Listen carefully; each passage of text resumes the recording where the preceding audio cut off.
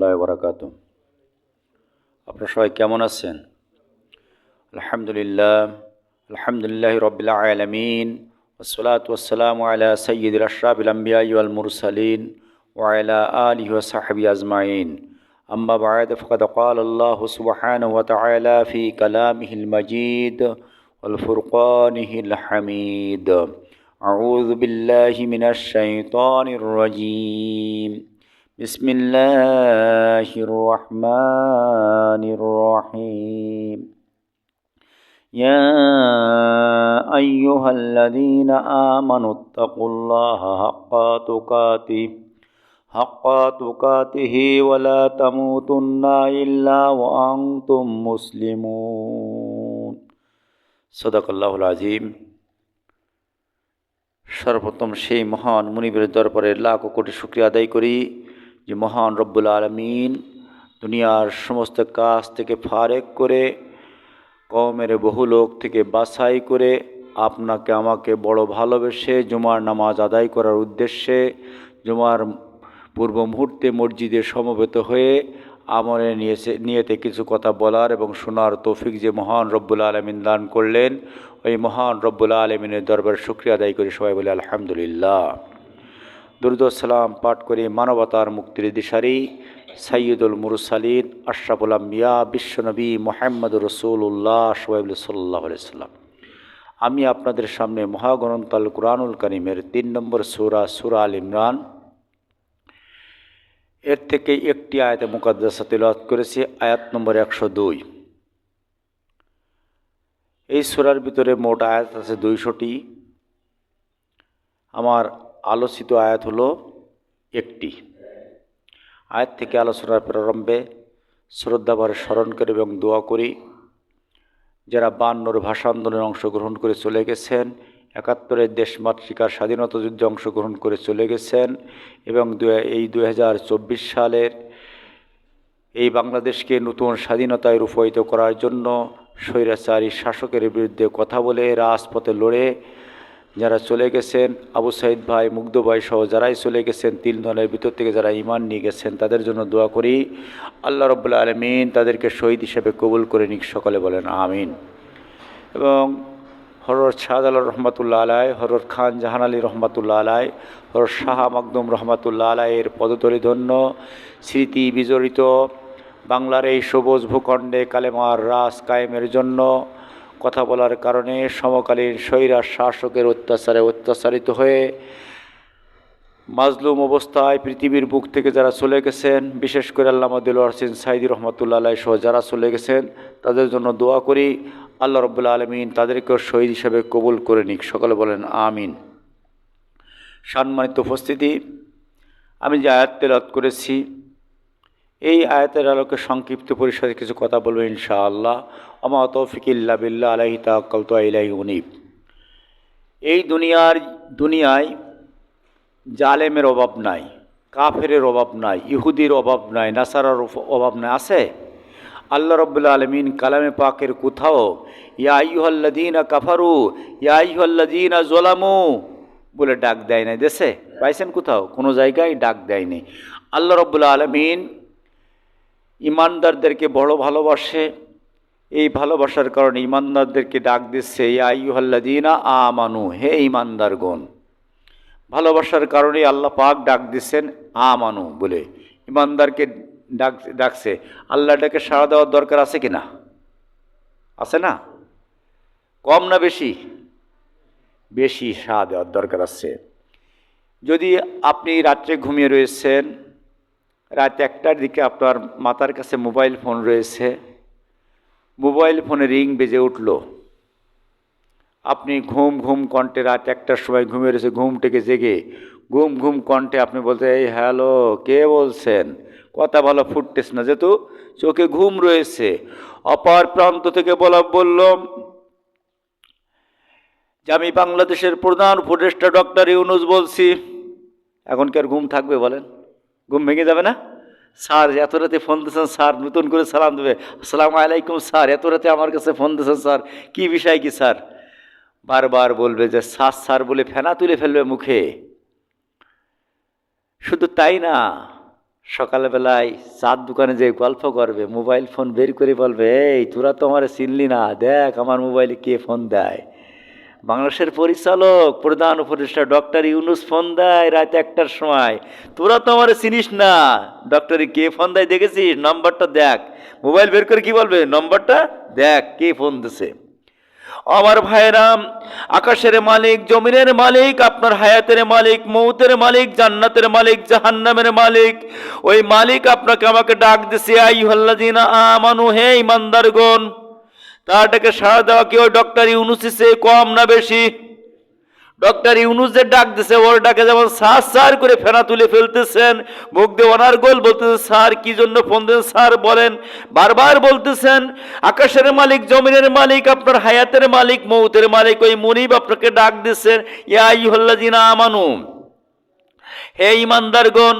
তা আল্লাহ যখন ডাক দিচ্ছে, আল্লাহর ডাকে সাড়া দেওয়ার দরকার আছে কিনা? নামাজ না পড়িয়ে আল্লাহ ডাকে সাড়া দিতে কি? নামাজ না পড়িয়ে, রোজা না রেখে, ভালো কর্ম না করে, দুনিয়ায় জুলুম করে, দুনিয়ায় মানুষের উপরে অত্যাচার করে, পর সম্পদ লুণ্ঠন করে, তারপরে ক্ষমতা পেয়ে অন্যায়ভাবে মানুষের সম্পদ গ্রাস করে, এইভাবে সাড়া দিতে হবে নাকি? এইভাবে সাড়া না। এই জন্য আপনাকে আমার ফিরে আসতে হবে। আল্লাহ পাক বলছেন যে, হে ঈমানদারগণ, ইত্তাকুল্লাহ, তোমরা আমি আল্লাহ আমাকে ভয় করো। কাকে ভয় করতে বলেছে? আল্লাহকে ভয় করতে বলেছে। হাক্কা তুকাতিহি, যেমন ভয় করার দরকার, যেমন ভয় করলে আর লাগে না, সর্বক্ষেত্রে আল্লাহকে ভয় করবে। ওয়ালা তামুতুন্না, আর তোমরা মৃত্যুবরণ করে না, ইল্লা ওয়া আনতুম মুসলিমুন, মুসলমান হওয়া ব্যতীত, মুসলমান হওয়া ব্যতীত মৃত্যুবরণ করে না। তাহলে ইমানদার এক জিনিস, আর মুসলমান হলো আর এক জিনিস। বুঝলেন কথা? ইমানদার এক জিনিস আর মুসলমান আর এক জিনিস। ইমান আনলেই কিন্তু মুসলমান হওয়া যায় না। মুসলমান হওয়ার প্রথম যে ধাপ, ওই ধাপের নাম হলো ইমান। আল্লাহ রাব্বুল আলামিন কালামে পাকের ভিতরে যে আমি যে আয়াত তেলাওয়াত করেছি, এই আয়াতের ভিতরে বিশেষ করে আপনার যে 3টি স্তরের কথা আল্লাহ বলেছেন, যে প্রথম নম্বর ইমান আনো, এরপরে ইত্তাকুল্লাহ, তোমরা তাকওয়া অর্জন করো। কি করো? ইমান আনার পরে কি করো? তাকওয়া অর্জন করো। এরপর বলছে মুসলমান হও। তাহলে ইমান আনার পরে আল্লাহকে ভয় করলেই তাকওয়া অর্জন হয়, আর এরপরে মুসলমান। ইসলামের এখানে 3টের কথা বলে, ইসলামের মোট যে স্তর, এই স্তর আমরা 4 ভাগে ভাগ করতে পারি। কয় ভাগে ভাগ করতে পারি? 4 ভাগে ভাগ করে। প্রথম হলো ইমান আনা, যারা ইমান আনে এদেরকে বলা হয় মুমিন। কি বললাম? মুমিন। ইমান আনায়ন করার পরে কোনো বান্দা যদি ইমান নিয়ে মৃত্যুবরণ করে, ইমানদার অবস্থায় মৃত্যুবরণ করে, তার জন্য জান্নাত ওয়াজিব, আল্লাহ পাক তাকে জান্নাত দিয়ে দেবে। কদ আফলাল মুমিনুন, মুমিনেরা সফলকাম হয়ে গেছে, অর্থাৎ যে ইমান নিয়ে মৃত্যুবরণ করেছে। এরপরে যে তাকওয়া অর্জন করে, আমরা তাদেরকে মুত্তাকি বলি, পরেজগার বলি, বলি কি না? তাকওয়াবান লোককে বলি মুত্তাকি। আর যে আত্মসমর্পণ করে, একে আমরা বলি মুসলিম। মুসলিম মানে হলো আত্মসমর্পণ করা। আত্ম মানে নিজ, সমর্পণ মানে সঁপে দেওয়া, মানে নিজেকে সঁপে দেওয়া কার কাছে? আল্লাহর কাছে, আল্লাহর আইনের কাছে। আল্লাহর আইনের বাইরে জীবন চলবে না, এর নাম হলো মুসলিম।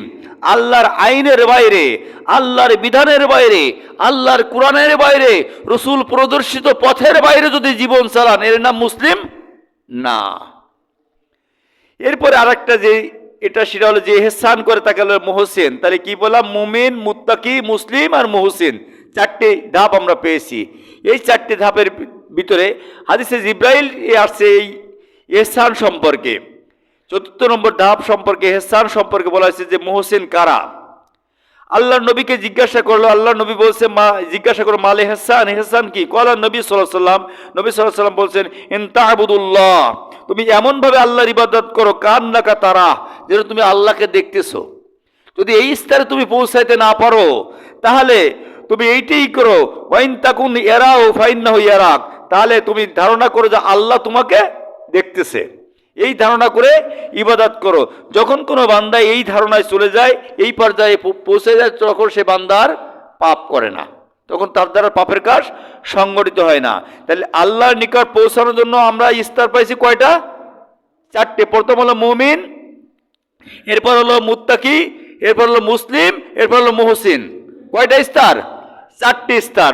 আল্লাহর নিকটবর্তী হওয়ার জন্য স্তর 4টি। এই 4টি স্তর আপনাকে আমাকে অতিক্রম করতে হবে। এই 4টি স্তর যে অতিক্রম করবে সে জান্নাত পাবে, তাকে 1 সেকেন্ডও জাহান্নামে দেওয়া হবে না। তার জন্য জান্নাত ওয়াজিব।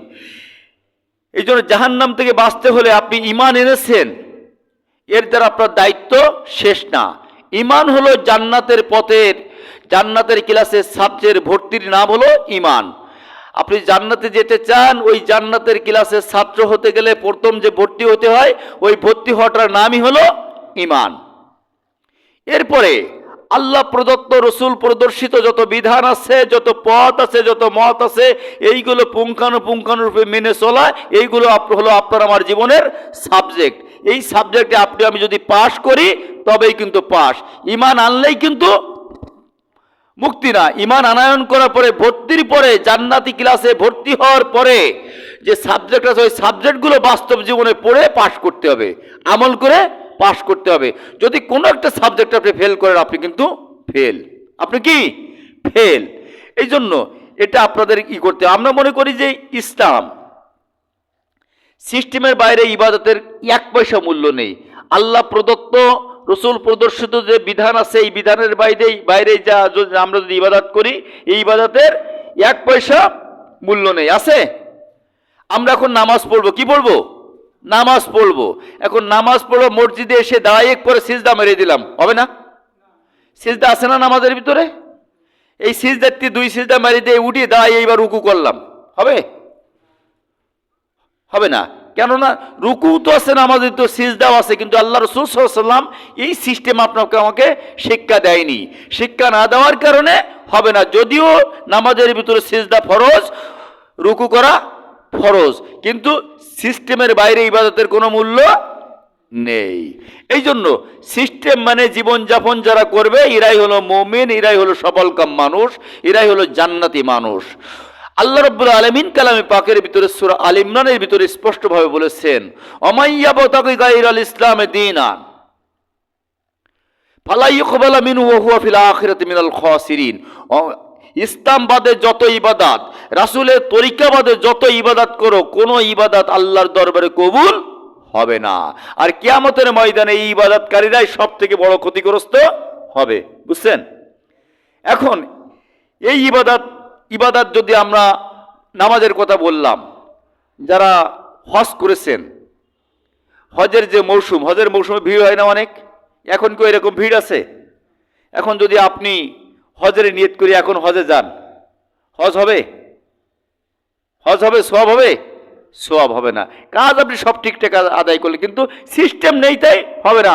আল্লাহ প্রদত্ত, রসুল প্রদর্শিত বিধান নেই তাই এগুলো করা যাবে না। আল্লাহ রাব্বুল আলামিন এই সম্পর্কে বলছেন, সূরা বাকারা 208 নম্বর আয়াতের ভিতর বলছেন, ইয়া আইয়ুহাল্লাযীনা আমানু উদখুলু ফিস সিলমি কাফা, তোমরা ইসলামের ভিতরে পুরোপুরি প্রবেশ করো। এরপরে আরেকটু কথা বলেছে, ওয়ালা তাত্তাবিউ খুতুওয়াতিশ শাইতান, তোমরা শয়তানের পদঙ্ক অনুসরণ করো না। মানে ইসলামের ভিতরে পরিপূর্ণ প্রবেশ করতে যতটুকু আপনি বাকি রাখবেন, ওইটুকু হলো শয়তানের। ওইটুকু কি? শয়তানের। এখন গরম শীতের মৌসুম, এখন তো ফ্যান চলে না, ফ্যান বন্ধ হয়ে গেছে এক প্রকার। এখন মশারি টানানো লাগে না? লাগে কি না? মশারি টাঙাতে হয়। তো এই মশারি টানানোর সময় আপনার অল বডি মশারির ভিতরে ঢুকিয়ে দিলেন, আর এই হাত এতটুকু বাইরে রেখে দিলেন, মশা কি অসন্তুষ্ট হবে বলেন? মশা অসন্তুষ্ট হবে না। এখানে কামড় দেবে, ম্যালেরিয়া যেই মাথায় পৌঁছবে। ম্যালেরিয়া কোথায় পৌঁছবে? মাথায় পৌঁছবে। মৃত্যু অনিবার্য। অনুরূপভাবে ইসলামের ভিতরে প্রবেশ করতে আপনি যদি 1 ইঞ্চি জায়গা বাদ রেখে দেন, ওইটা শয়তান দখল করে নেবে। শয়তান দখল করে নিয়ে আপনার জিন্দেগির অর্জিত সমস্ত নেক আমলগুলো ও ধ্বংস করে দেবে।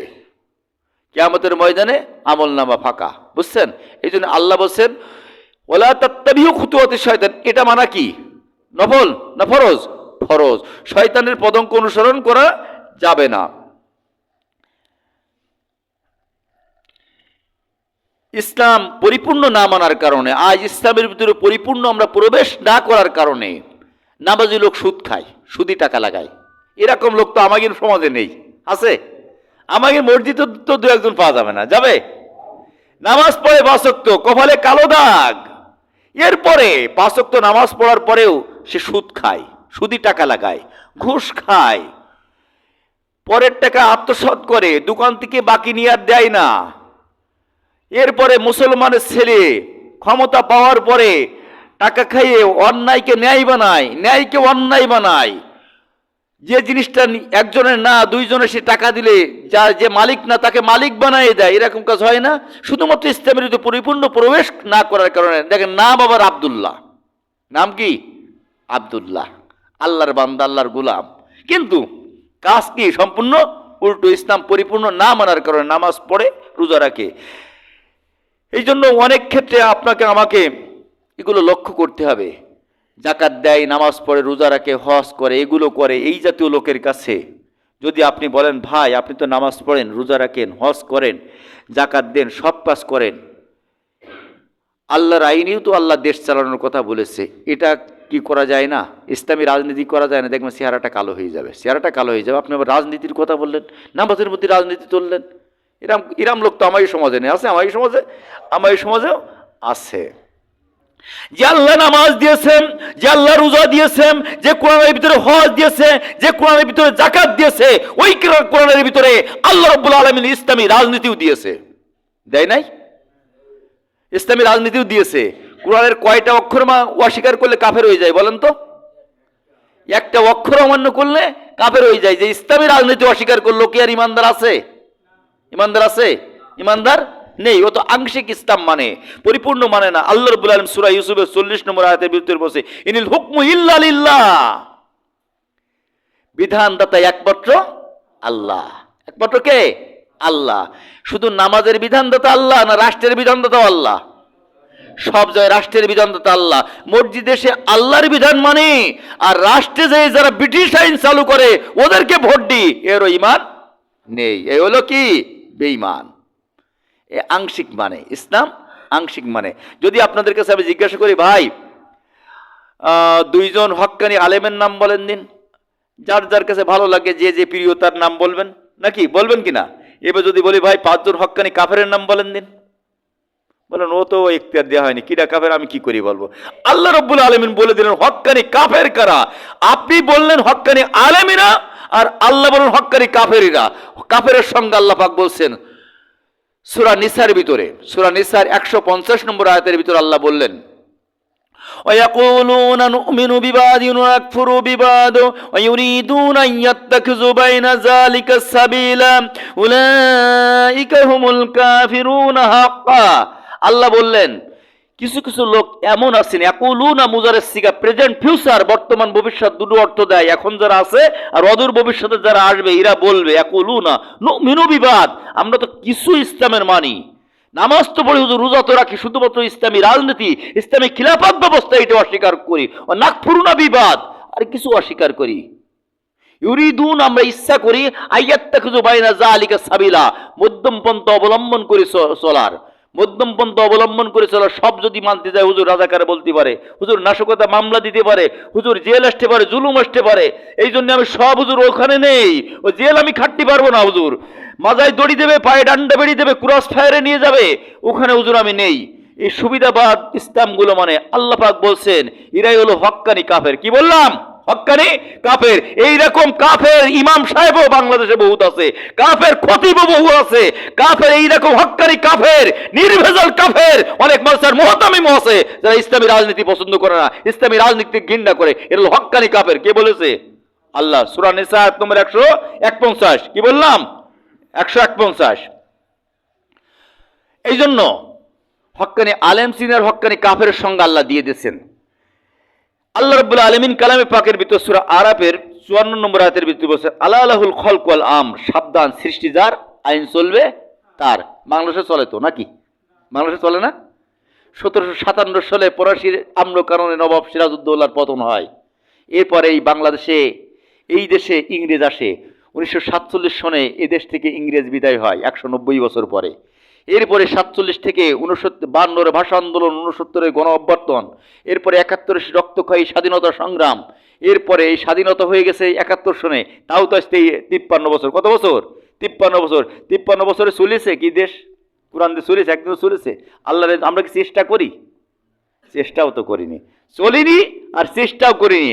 মানে আল্লাহর আইন আমরা এই আয়াতগুলো মানিনি। এই আয়াতগুলো যদি না মানি তাহলে কি মুসলমান হওয়া যাবে? আল্লাহ আয়াতে বলেছেন, আমি যে আয়াত বলেছি আয়াতে বলেছেন ওয়ালা তামুতুন্না ইল্লা আনতুম মুসলিমুন, মুসলমান না হয়ে মরি না। ইসলাম যারা মানে এরাই হলো মুসলমান। ইসলাম কি তাও তো আমরা বুঝি না। ইসলাম কি? আমরা ইসলাম মনে করি একটা ধর্ম। ইসলাম কি একটা ধর্মের নাম? ইসলাম একটা ধর্মের নাম? যদি হিন্দু একটা ধর্ম আছে, হিন্দু ধর্মের যারা পুরোহিত আছে, যারা ব্রাহ্মণ আছে, ওদেরকে যদি জিজ্ঞাসা করেন ভাই ভাত খাওয়ার নিয়মটা বলেন দিন, কিভাবে ঘুমাইতে হবে নিয়মটা বলেন, বলে ও আমি জানি নি, ও সব জানি নি, 12 মাসের 13 পূজা, আমি পূজায় যাব, পূজায় যাই মূর্তির মাথায় হাত দেবো, হাত দিয়ে বলবো দিবারমং দর্শং দিরিমরং শিষ্য শাখা সমন্বিতং ভবনেশ্বর দিবানি মরং জন কৃষ্ণ সাম্য বিবর্জিনবং নমনে বর্ষং কলকের দমেশবরং নবীনদরং মোহাম্মদং কলকে যাবদং কৃষ্ণাবদনী মদং ওং শান্তি মোহাম্মদং। এই আমার দায়িত্ব শেষ, এই দায়িত্ব শেষ। খ্রিস্টান যারা আছে, যারা ঈসা আলাইহিস সালামের উম্মত বলে দাবি করে, তারা প্রতি শনিবারে তাদের গির্জায় যাবে, ওদের দায়িত্ব শেষ, আর বাকি জীবন মন মতো চলবে। ইহুদি যারা আছে তারা একদিন তাদের ধর্ম উপাসনালয়ে যাবে, যে সপ্তাহে একদিন যাবে, তাদের দায়িত্ব শেষ, আর বাকি জীবন মন মতো চলবে। আমরা মনে করেছি ইসলাম মনে হয় ওই রকম গতানুগতিক একটা ধর্ম, শুধু নামাজ রোজা সর্বস্ব ইসলাম, আর বাকি কাজগুলো সব আমার মন মতো চলবে। এরকম কিছু, এরকম কিছু, এইরকম কিছু না। আপনার প্রতিটা রন্ধ্রে রন্ধ্রে আপনি যেখানে যাবেন সেখানে ইসলাম, ইমানদার যেখানে যাবে সেখানে ইসলাম। ইসলামের তার করে ইমানদারের প্রতিটি কাজই হলো ইবাদত। ওমা খলাকতুল জিন্না ওয়াল ইনসা ইল্লা লিয়াবুদুন, সূরা জারিয়া আয়াত নম্বর 56। আল্লাহ বলেছেন আমি মানুষ আর জিনকে সৃষ্টি করেছি শুধুমাত্র আমার ইবাদতের জন্য। ইমানদার ব্যক্তি পায়খানায় যাবে, ওটা তার ইবাদত। ইমানদার ব্যক্তি মাঠে কাজ করবে, ওটা তার ইবাদত। ইমানদার ব্যক্তি জমিনে চাষ করবে, ওটা তার ইবাদত। ইমানদার ব্যক্তি চাকরি করবে, ওটা তার ইবাদত, যদি তরিকা মেনে, রাসূলের তরিকা মেনে চলে। আর তরিকা মেনে না চললে হবে? হবে না। আপনি চাকরিতে গেলেন, চাকরিতে 500 টাকা না দিলে আর ফাইলে সাইন করবেন না, ওটা কি ইবাদত হবে বলেন?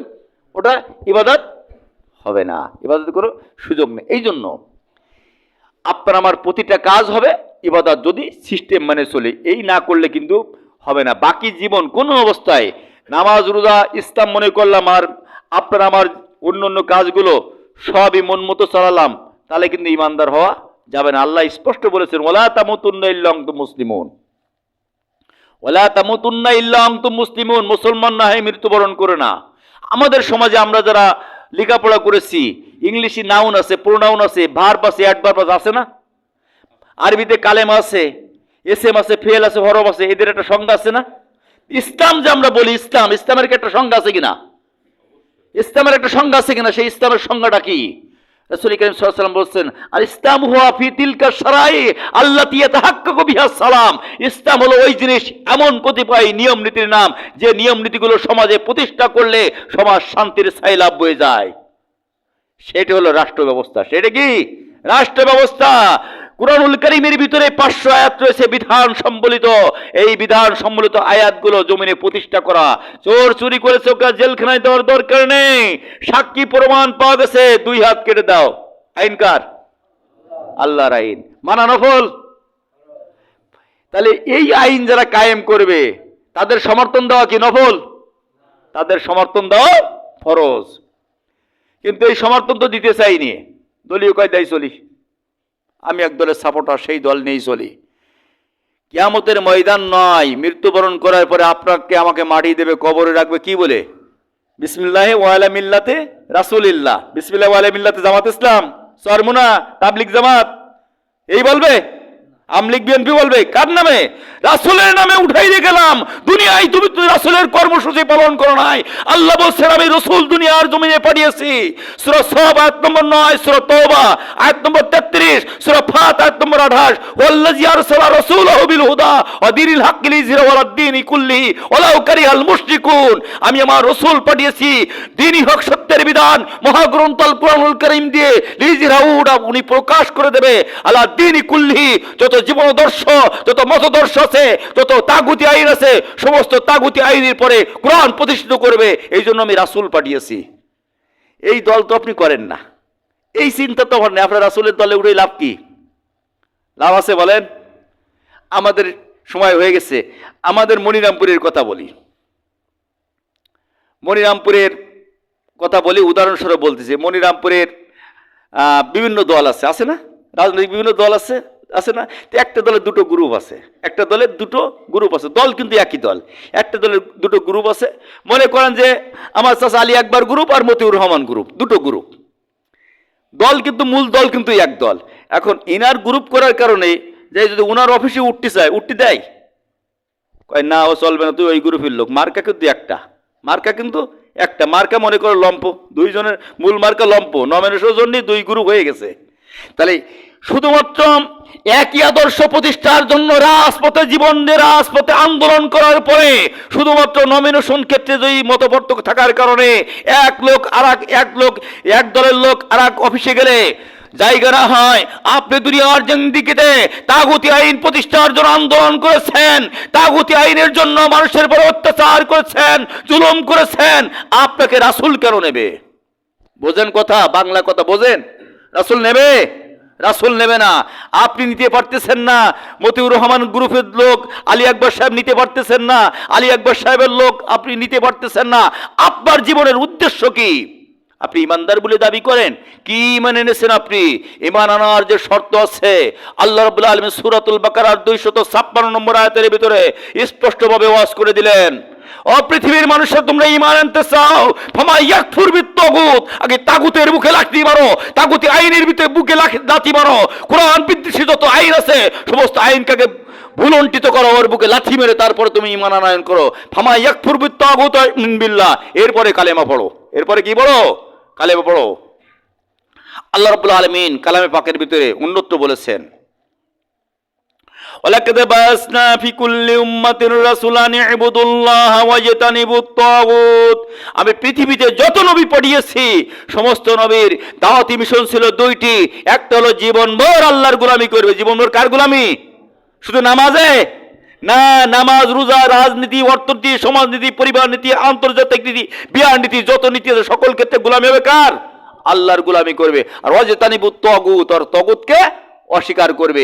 এই তগুতকে অস্বীকার করে, তগুতকে বর্জন করে যদি আপনি ঈমান আনতে পারেন, এই ঈমানই আপনাকে জান্নাতে নিয়ে যাবে। এই ঈমান কোথায় নিয়ে যাবে? জান্নাতে নিয়ে যাবে। শুধুমাত্র ইবাদত করলেই হবে না, ইবাদতের সংজ্ঞা জেনে করতে হবে। ইবাদতের সংজ্ঞা জেনে করতে হবে, রাসূলের তরিকা নিয়ে করতে হবে। রাসূলের তরিকা মানে ইবাদত করতে হবে, এটা পাইছেন কোথায় বলেন? আল্লাহ বলেছেন কোরআনের ভিতরে রাসূলের ইত্তেবা করো, বলে নাই? সূরা আল ইমরান আয়াত নম্বর 31, কত বললাম? 31। আল্লাহ বলেন, কুল ইন কুনতুম তুহিব্বুনাল্লাহ ফাত্তাবিউনি ইউহিব্বুকুমুল্লাহ ওয়া ইয়াগফির লাকুম যুনুবাকুম আল্লাহু গফুরুর রহিম। ও পৃথিবীর মানুষেরা, ইমানদারেরা, তোমরা যদি আল্লাহকে ভালোবাসতে চাও, যদি জান্নাত পেতে চাও, নবী মুহাম্মদ সাল্লাল্লাহু আলাইহি ওয়াসাল্লামের ইত্তেবা করো। নবী মুহাম্মদ সাল্লাল্লাহু আলাইহি ওয়াসাল্লামের ইত্তেবা করো। ইত্তেবা করলে আমি দুটো পুরস্কার দেব। কয়টা পুরস্কার? দুটো পুরস্কার দেব। ইউহিব্বুকুমুল্লাহ, আমি আল্লাহ তাকে ভালোবাসবো। আর কি করবো? ওয়াগফির লাকুম যুনুবাকুম, তার জীবনের সমস্ত অর্জিত গুনাহ রাশি আমি আল্লাহ মাফ করে দেবো। সুবহানাল্লাহ। তা আল্লাহ তাকে ভালোবাসে, গুনাহ যার মাফ করে দেবে, কি জাহান্নামে যাবে?